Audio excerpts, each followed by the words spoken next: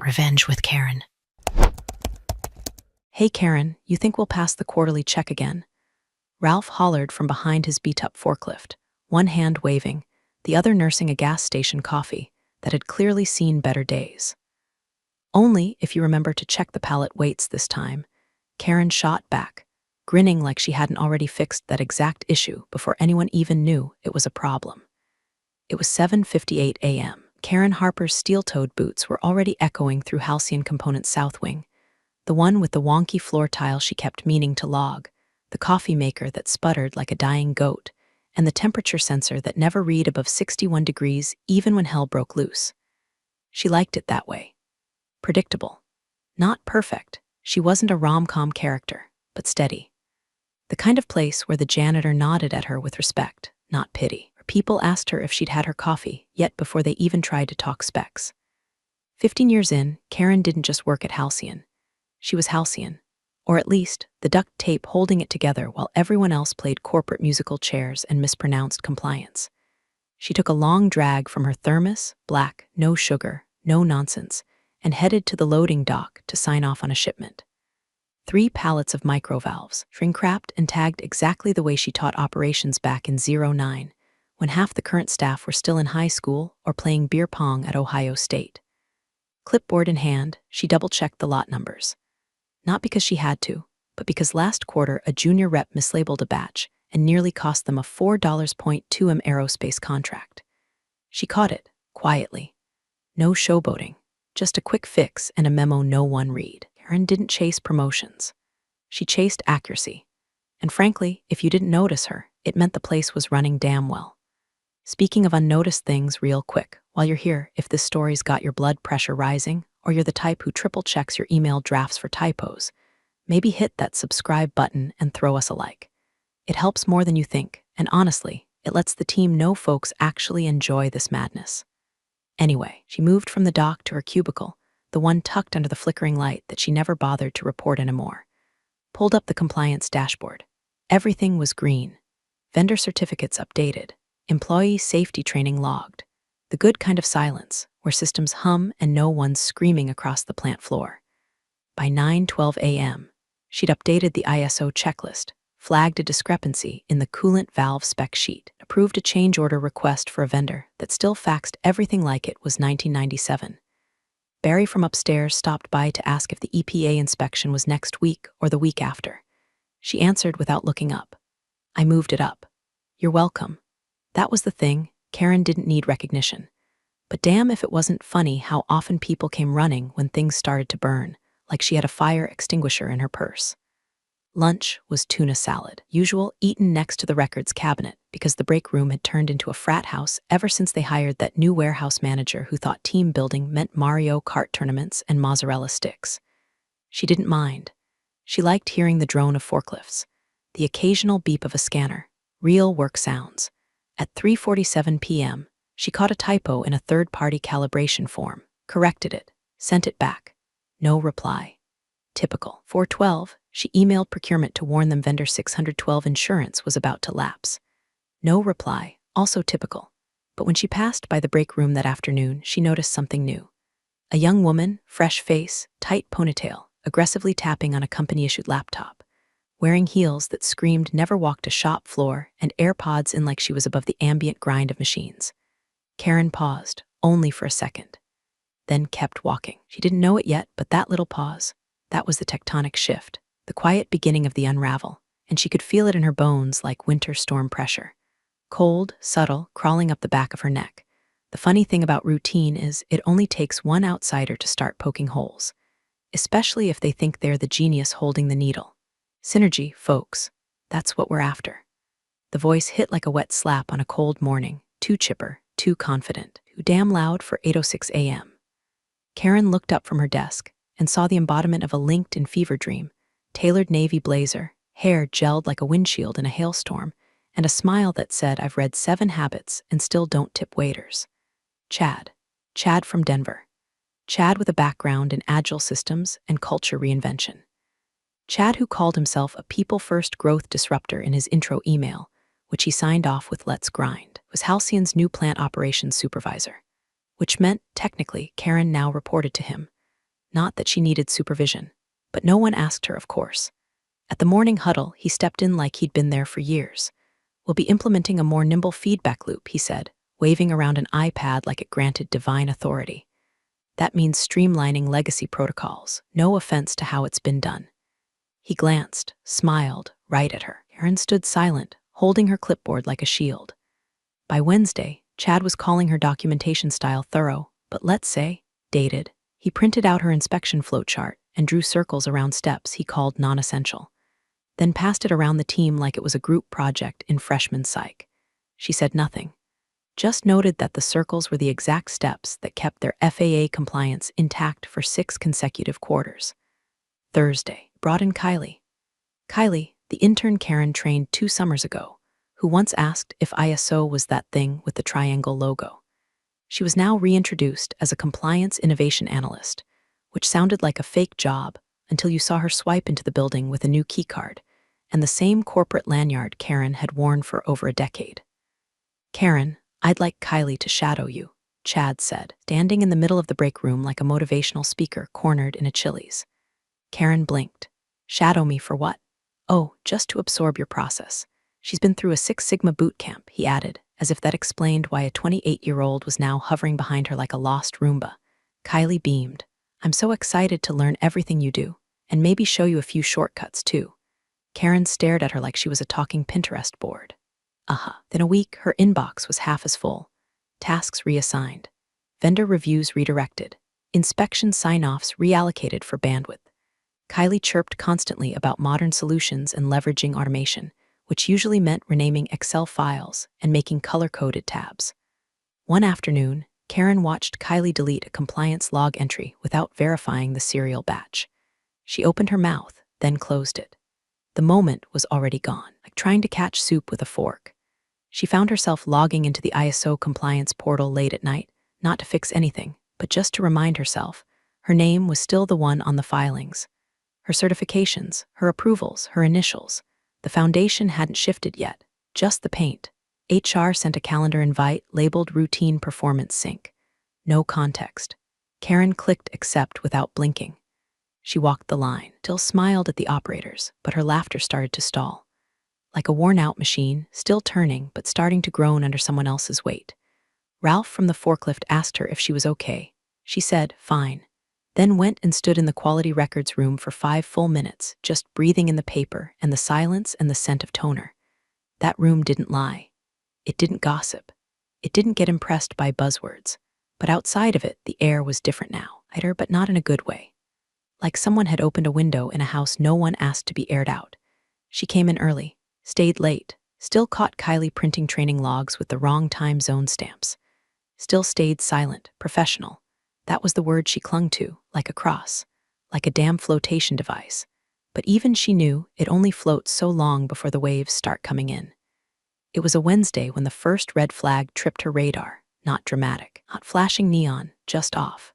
She'd been reviewing the latest inspection summary when she noticed a peculiar detail. The formatting on the checklist was different. Her template used Verdana. This one was Calibri, and it had a habit of spacing things like a toddler had hit the tab key with a wet sponge. She scrolled to the footer. Her name was there. Karen Harper, CQMO authorized signature. She blinked, then checked the timestamp. It had been filed the day before. She was in the maintenance bay reviewing pressure gauge discrepancies. She sure as hell didn't submit it. She opened the file directory. 5 new documents in the last 10 days all bore her credentials, all uploaded from a device registered to Kylie McIntyre OPS. Karen sat perfectly still. Her coffee had gone cold hours ago, but she took a sip anyway, just to feel something. Then she stood up and walked, not fast, not with fury, just steady, straight into Chad's glass fishbowl office, where he was coaching a junior tech through a YouTube video on lean manufacturing. "Chad," she said flatly, holding out the report. "Kylie submitted this under my name." He gave her that smug Labrador look, tongue out, tail wagging, nothing behind the eyes. "Oh yeah," he said, like it was a minor parking ticket. "She mentioned that, said she was just helping you clear the queue." Karen's jaw clicked shut. She tried to find the words. Rational ones? "She used my name to file documents with regulatory implications. That's not help, that's forgery." Chad chuckled as if she just mispronounced quinoa. Karen, it's not like she's signing checks. Let's not make this a big deal. We're all one team here. One team doesn't lie about who did the work, she said, voice sharp but steady. One team doesn't falsify compliance logs. He leaned back, put his feet on the desk like that was ever appropriate. Give a hand. She's green, she's learning, don't take it personally. Karen walked out without another word, but her ears were ringing. At lunch, she sat in the corner of the break room like always, tuna salad, paper napkin, thermos, white noise of vending machine chatter and air vents humming above her. That's when she heard it. I mean, Karen doesn't even get half this stuff, Kylie said, voice loud enough to carry but soft enough to pretend it wasn't on purpose. She's super sweet, though, like your grandma who still uses a flip phone. Laughter. Male voices, two of the new techs. One repeated flip phone and snorted. Karen didn't move, didn't blink. Just let the words sit like mold on drywall, creeping, silent, familiar. She threw the rest of her sandwich away untouched. The next morning, her inbox had a calendar invite from HR, scheduled performance alignment next Tuesday. No explanation, just routine. Sure, routine like a shark brushing against your leg and saying, "Don't worry, I'm vegan." Karen didn't reply. She opened a new tab and logged into the ISO portal. She searched every active compliance document tied to Halcyon components. Every single one still listed her name as the active Certified Quality Management Officer. Not Chad, not Kylie, her signature, her credentials, her accountability. Pulled her out of the cockpit but forgot to change the flight manifest. She sat back in her chair, breathing slowly. There was a weird kind of ache in her chest, not anger, not sadness, something older, sharper, like when you realize the house you built is being staged for someone else to live in, but that someone forgot to change the locks. Karen closed the ISO tab and opened a blank spreadsheet. She didn't label it, she just started typing. Document ID, submission date, submitter username, deviation notes, not to fight back, not yet, just to track. Awareness doesn't roar, it whispers, and that whisper was getting louder by the hour. Karen handed Kylie the calibration sheet without flinching. Check the valve spec against the 2019 revision. The tolerance threshold changed after the Q2 supplier switch. Kylie blinked, smile frozen. Oh, I thought we just used the latest vendor checklist. Karen tilted her head like a patient librarian. You can. But if it doesn't match the internal threshold, you've got a problem in the audit trail. And they will ask. She didn't say you're wrong. She didn't say you'll sink this company if you keep skipping steps. She just let the facts hang in the air like humidity. Let the truth do its quiet damage. Kylie scribbled something with her glittery pen and mumbled, "Cool, cool," every day that week. Karen mentored her. Thoroughly. Kindly. No sarcasm, no sighs. She showed her how to trace batch histories, how to file NCRs so they didn't trigger flags, how to correct a vendor entry without resetting the whole compliance tree. And every night, she opened her private file, a spreadsheet labeled Transition Notes Personal Copy, and logged every move. 04/04 Kylie submitted PDC 778 without cross-verifying vendor calibration window. Corrected quietly. 04/05 Kylie uploaded audit prep file with wrong internal reference. Caught, replaced, no discussion. 04/06 Chad removed me from the 10 a.m. QA sync. Meeting now labeled leadership ops only. That one stung. No explanation. No warning. Just gone. She clicked the link to join the meeting like always, only to see, you do not have permission to access this event. She stared at the screen for a solid 30 seconds. Then she closed her laptop and walked to the records room again. The only place that still felt honest. Karen didn't cry, but she stood with her hand resting on the steel cabinet that held 12 years of clean audits and 2 overturned client recalls, and she breathed through her teeth like a boxer waiting for the bell. At lunch the next day, she passed by the junior analyst, Megan, the sweet one who still wore cardigans with cats on them. Megan looked up sheepishly from her desk. "Oh, hey, Karen. I didn't know you were still here." Karen blinked. "Still here?" Megan went red. Kylie said she mentioned you were, retiring soon." Karen paused, smiled. "I didn't know that either," she said, calm as a lake in winter. She walked away before Megan could apologize, before she could stammer through some excuse about a misunderstanding or a mix-up. Karen wasn't in the mood to babysit anyone's conscience. At night, she stayed in the office past 6. The plant floor was silent, save for the buzz of an ancient ceiling fan and the distant clank of a forgotten wrench. She logged into the version control archive and backed up every audit file she'd ever touched, certified versions, pre-approvals, timestamps, change histories. Stored them in a drive folder only she could access. Not to sabotage, not to cover her ass. To remember. Preserve the blueprint in case someone tried to build a lie over it. As she clicked through the directory, her screen glowed soft in the dark. Rows of documents stretching back 15 years, precise, boring, beautiful in their monotony. She'd built something solid, quiet, invisible to most. She closed the final folder and leaned back. Grief sat in her chest, not loud, not weepy, just heavy. Like watching your childhood house get painted beige by strangers. Opened a clean notebook from her drawer. Wrote down one sentence, "They think they've already replaced me." Then she turned off the lights, locked the cabinet, walked out into the dark parking lot, the sound of gravel crunching under her boots like punctuation. Something was ending, but something else that was just starting. Friday at 4 p.m. sharp, because of course it was, Karen got the email. Subject, quick chat, from Chad Rogers at Halcyon Ops. Karen Harper at Halcyon Ops, no body, no greeting, no punctuation, just corporate dread in 5 keystrokes. She closed the ISO log she'd been reviewing, not that anyone would notice, and walked the short stretch down the hallway that now felt like a plank over cold water. Chad's door was already open, a trap disguised as transparency. Kylie was in there, seated at Karen's old desk, the one across from Chad's, one where Karen had once trained 3 compliance officers, survived 2 mergers, and outlasted 4 CFOs. Her family photos were gone.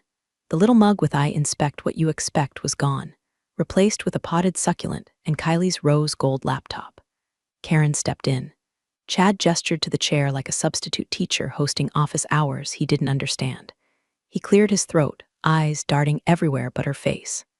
"Karen, thanks for coming in. I'll keep this brief." She sat silent. "Kylie's officially stepping into your role starting Monday. The company's decided to go in a more modern direction. Fresh energy, digital-first mindset." Karen looked at Kylie.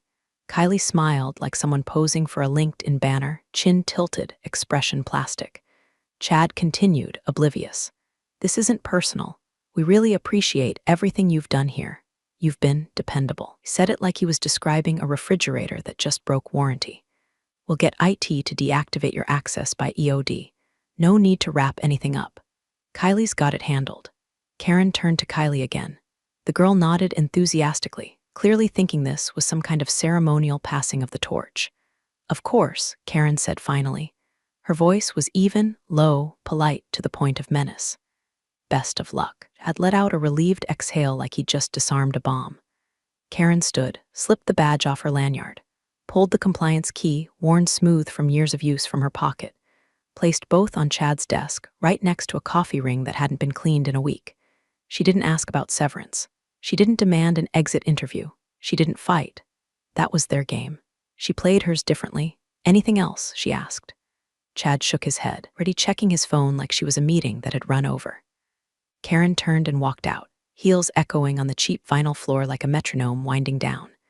No goodbyes, no applause, no farewell cake in the break room, just the long hallway, just the same crooked floor tile and flickering light overhead. She reached her cubicle, now stripped clean, and saw one thing left, a single sticky note she'd written weeks ago. Audit deadline, May 14th. She plucked it off, folded it, slid it into her coat pocket like a relic. By the time she reached the front doors, the spring wind had picked up. It tossed her hair around, snapped at her coat. She stood there for a moment, breathing in the meadowland mulch scent of the industrial park. Then she smiled, not wide, not bitter, just unreadable, like someone watching a chessboard and seeing 5 moves ahead. She didn't look back. Didn't need to. They thought this was the end. Karen knew better. The paperwork still had her name on it. Monday morning, 8:13 a.m., Chad was already sweating through his dress shirt. The vendor audit was supposed to be a breeze. It wasn't. He leaned over Kylie's desk, voice clipped. "Where's the supplier calibration certs for the valve shipment from last month?" Kylie blinked. I think they were in the, wait, I had a folder open." She clicked furiously, navigating through files with names like final use this one V3 and cert temp updated. Karen usually stored them in the shared drive, she muttered. Chad clenched his jaw. "Yeah, except the shared drive looks like a crime scene, and half of it's labeled do not touch." "I thought that was just old stuff," Kylie said, shrugging like she was allergic to accountability. "Anyway, I already told the auditor we're paperless now." Chad stared at her. were not paperless. Oh, she tilted her head. Oops. By Tuesday, procurement was pinging them hourly. Vendor 612 had flagged a document mismatch on their insurance cert. The old one was attached to an outdated vendor profile. When they reached out to legal asked who was handling document version control. Kylie said, Karen used to do that. By Wednesday, Megan, the cardigan analyst, raised a quiet flag about an internal NCR log that hadn't been updated in 2 weeks. It's just, Kylie said, we're streamlining, but I think we're missing some signatures, like official ones. Chad told her not to worry. He always told them not to worry. By Thursday, a major client emailed requesting validation on an inspection report. They attached a screenshot of a PDF stamped approved K. Harper. Then came the line that landed like a cold slap. Please confirm Ms. Harper is still your certified quality officer. If not, we require immediate revalidation. Chad forwarded it to Kylie with the subject line, fix this. Kylie replied 10 minutes later, wait, wasn't she removed from the portal? She wasn't. Because no one had touched the ISO portal. Because no one knew how. Because Karen had done it all, quietly, invisibly, precisely. Meanwhile, 2 miles away, Karen was curled up on her faded recliner, a glass of red wine on the end table beside her, and a binder on her lap thick enough to stop a bullet. Halcyon Components' active filings and authorizations, every document she'd ever signed, every version control tag, every compliance log entry. She flipped through the pages slowly, like a woman reviewing old love letters. Except these were love letters to order, structure, and reality. They still bore her name. On page 17 was the ISO certification file, her signature, her designation, her certification number, all still valid, all still live. She sipped her wine and chuckled softly. Not out of spite, not even satisfaction. Just amusement. Because watching them try to navigate the house she built, without knowing where the damn light switches were, was better than any revenge movie. They thought removing her was like deleting a line item from payroll. They didn't realize she wasn't a line item. She was the damn scaffolding. She opened her laptop and logged into the ISO portal, not to interfere, just to see. Upcoming audit, May 14th confirmed. Chad hadn't rescheduled, didn't even know he needed to. Karen leaned back, clicked open her email draft folder, reread the unsent message she typed 2 weeks ago. Subject, ISO Certification Officer, Change Notification Body. Please be advised that I am no longer employed at Halcyon Components. As such, I will not be present for the May 14th audit. The company has not designated a new CQMO in the ISO portal. All certifications referencing my credentials are thus currently unverified. She hadn't sent it. Yet. She closed the laptop, drained the last of the wine, and smiled at her cat, who looked supremely unimpressed. Should we let them hang themselves a little more? She asked. The cat yawned. Karen took that as a yes. The ISO auditor showed up at 9:01 a.m. sharp, pressed slacks, clipboard, and the face of a man who'd seen more bureaucratic sins than a DMV confession booth. Kylie met him at the front with a nervous smile that tried to say, I've got this, but came off more like I watched a tutorial on YouTube last night. She wore a new blazer, still had the plastic string loop hanging under her armpit, her palms visibly sweating as she extended her hand. Welcome to Halcyon Components. I'm Kylie McIntyre, Compliance Innovation Analyst. I'll be walking you through today's review. The auditor, name tag reading R. Clemens, Izona, nodded once, shook her hand, then made a subtle note on his clipboard before she even finished her sentence. In the hallway, Chad lingered like a kid who snuck into the teacher's lounge. He puffed his chest and fell into step beside them. We've made huge improvements since our last audit, he said, clapping his hands together like a TED speaker with nothing to say. Really streamlined legacy bottlenecks, digitized most of our reporting, flattened team hierarchy. See, we're moving toward a more agile environment. Clemens looked at him with the dead-eyed expression of a man who'd heard agile used as a cover for sloppy too many times. They walked the floor. Kylie pointed out the calibration station, parroted phrases she'd memorized off the training manual Karen had written. When Clemens asked for documentation on a valve lot verification, he took him to the shared drive folder labeled Valve Stuff NEW Final and clicked through PDFs like a Vegas magician stalling for time. When Clemens asked who verified the vendor calibration, she chirped, That's all been modernized. Modernized, Clemens repeated flat. Yes, I do it directly now, Fewer hands in the process, Kylie replied, smiling. And you're the compliance lead, she said quickly. Clemens raised an eyebrow. You the designated CQMO in the ISO database. Kylie blinked. I handle those responsibilities, yes. Your name is registered? Chad swooped in, laughing like it was a barbecue.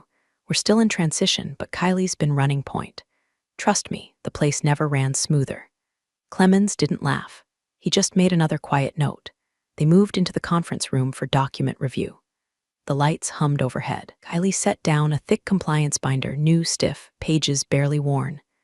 Clemens opened it, flipped, paused, then flipped again, then stopped completely. His brow creased.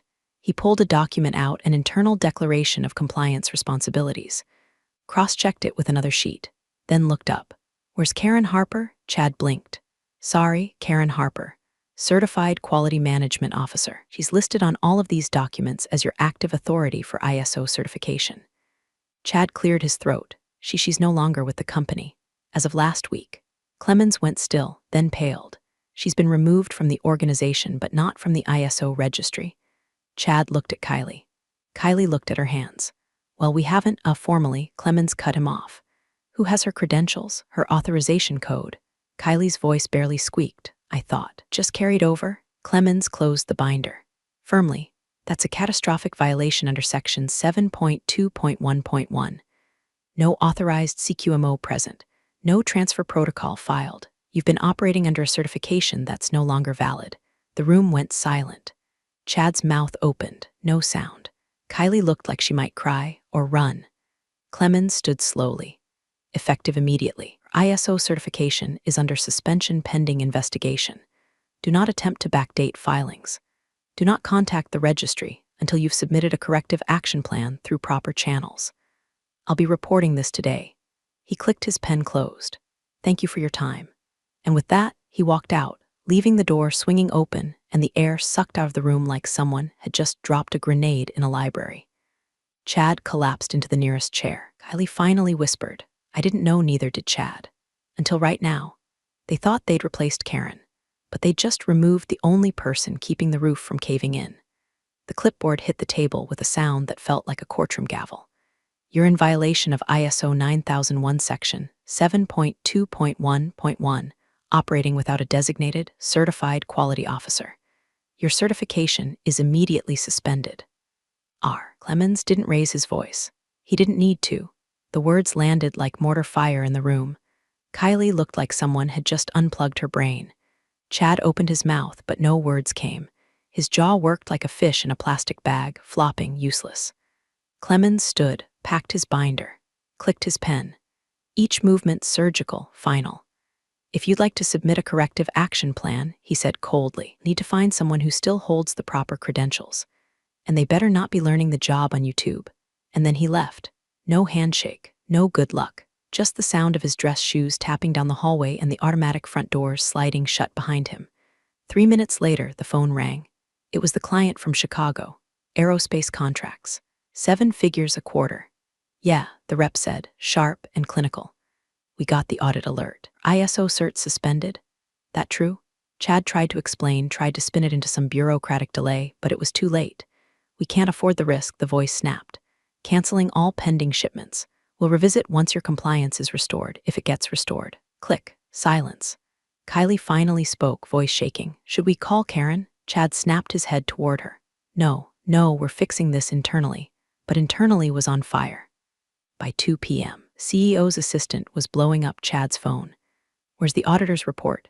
Why is legal calling about suspension clauses? What did you do? At 3:15, the CEO himself stormed into the office. Tie half loosened, hair slick with sweat like he'd just run from a burning golf course. He slammed the compliance binder on the table. Who approved this? Chad stammered. I thought HR processed the transition. Kylie was taking over. Kylie is not even certified. The CEO roared. Kylie burst into tears, mascara running down her cheek like a raccoon in a thunderstorm. Chad pointed toward the HR packet in the corner, trying to redirect blame like it was a relay race. They never followed up. Karen was supposed to transfer everything over. Karen doesn't work here. Genius. Silence. The CEO's voice dropped to a low growl, dangerous in its calm. Just lost a $7 million shipment. You know what our liability looks like if we get caught operating with fake compliance records. I didn't fake. You used her name after she was terminated. It was on the files, and you didn't think to check the ISO portal. Kylie sobbed harder. I didn't know how. The CEO turned his eyes on her, then back to Chad. This is what streamlining gets me. No one moved. The only sound was the buzzing fluorescent light above them, flickering like it couldn't believe the incompetence either. The CEO leaned both palms on the table. You two just compromised the entire company.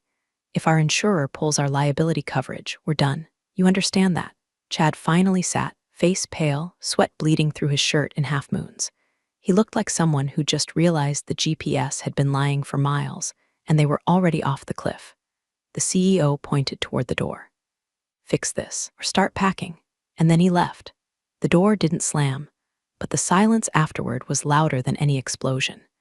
Kylie wiped her eyes and whispered. We're so screwed. Chad didn't answer. He just stared at the screen. And for the first time since he walked in with his buzzwords and his blazer and his smug little smirk, he looked like he believed it.